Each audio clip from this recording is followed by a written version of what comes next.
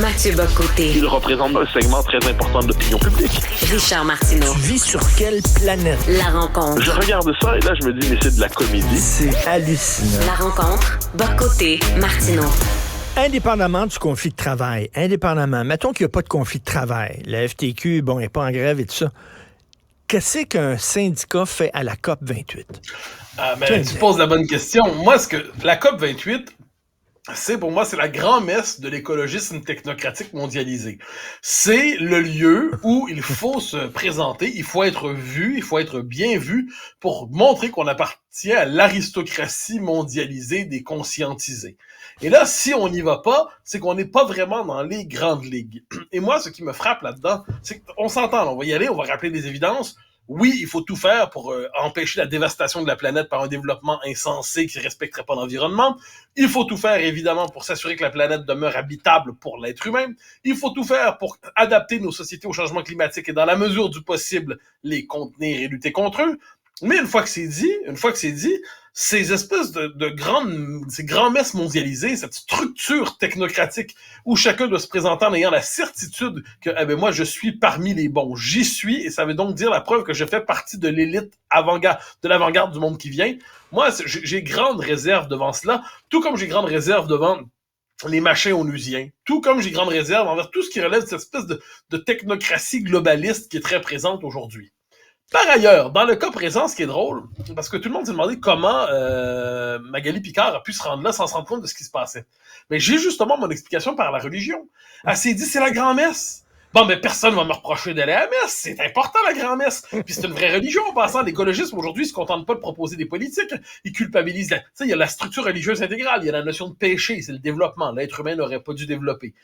Il y a les angoisses apocalyptiques qu'on nomme aujourd'hui éco-anxiété, qui amènent les gens à se fouetter à leur manière. Chacun porte son cilice symbolique aujourd'hui, mais le cilice des temps présents, c'est cette idée, oh là là, comment ai-je pu faire telle dépense? Comment ai-je pu avoir tel comportement? J'ai fait du mal à la planète. S'ajoute à ça, c'est pas un détail, comme l'écologisme tel qu'on le connaît aujourd'hui, comme toute religion, prescrit des comportements au quotidien, puis vérifie la conscience des uns des autres pour les confesser. C'est quoi ton bilan carbone, mon enfant? As-tu mangé trop de viande? Est-ce que tu es en train d'avoir trop d'enfants avec ta femme, parce que ce serait mauvais pour la planète? Est-ce que tu as utilisé une voiture qui est pas une hybride ou pas une voiture électrique? Confesse-toi, mon garçon, et repens-toi. Alors, Madame Picard s'est dit, personne va me reprocher de la grand-messe. Mais là, le problème, c'est que de temps en temps, la vie concrète est plus importante que le fait de pratiquer les règles, on pourrait dire les règles habituelles de l'écologisme mondialisé de la religion. Mais qu'est-ce qui s'est passé? On lui a rappelé que la vie concrète était plus importante que la religion. Elle en a payé le prix aujourd'hui. Et question existentielle, toi, t'es pas syndiqué, t'es travailleur autonome, bien sûr, mais mettons, là, t'es syndiqué. Tu veux que ton syndicat travaille pour tes conditions de travail à toi, puis ton salaire.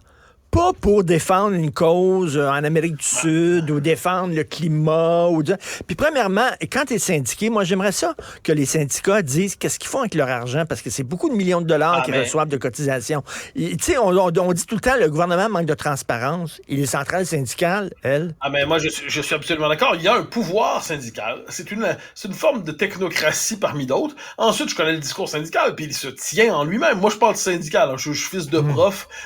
Les syndicats joue un rôle fondamentalement positif dans le Québec moderne. La question est pas là.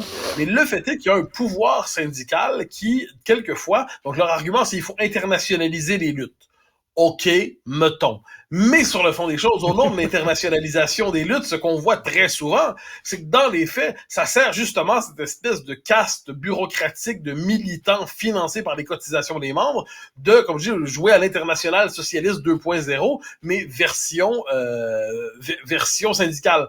Puis donc ce qui fait, et c'est pas juste là, si je peux me permettre, tu faisais le lien ici avec l'Office de consultation publique de Montréal.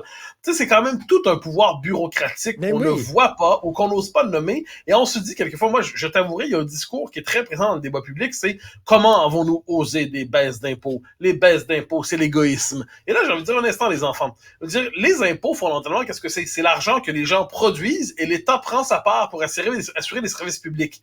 Mais là, on retourne le discours aujourd'hui.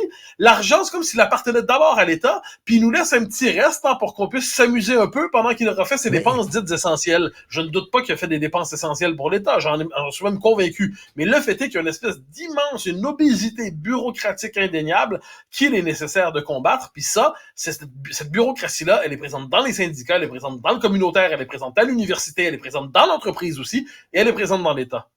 Mais la COP 28 à Dubaï, quelle hypocrisie. Écoute, à Dubaï, j'ai des amis qui sont allés à Dubaï, ils m'ont montré des photos.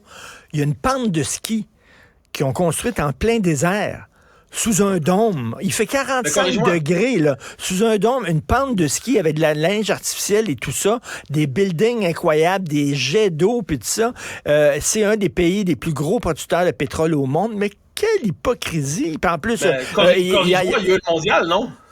Il y a eu le mondial là-bas, il y a aussi le mondial de football là-bas, le mondial de soccer là-bas aussi. Ben oui. Non mais évidemment, non mais ça c'est quand même c'est le pays Potemkin par excellence.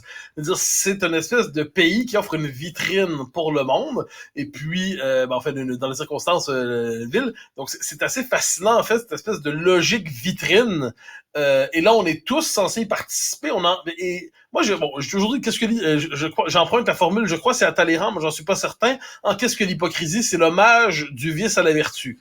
Donc, au moins, l'hypocrite sait qu'il doit dissimuler une action derrière un discours noble parce qu'il est conscient que le discours noble compte d'une manière ou de l'autre. Une fois que c'est dit, tant qu'à organiser des grands messes de l'écologisme mondialisé, on pourrait pas les faire à Dubaï. Ça, j'ai comme l'impression que c'est une forme de principe de base. Et à la rigueur, s'ils veulent le faire là, les syndicats devraient être les premiers conscients, les groupes écologistes. Donc là, on est dans cette espèce d'hypocrisie. Écoute, ça nous ramène un de base. Un pays qui fout ses détracteurs en prison et qui traite ses travailleurs immigrés comme des esclaves, et là, il y a une centrale syndicale qui va là. Voyons.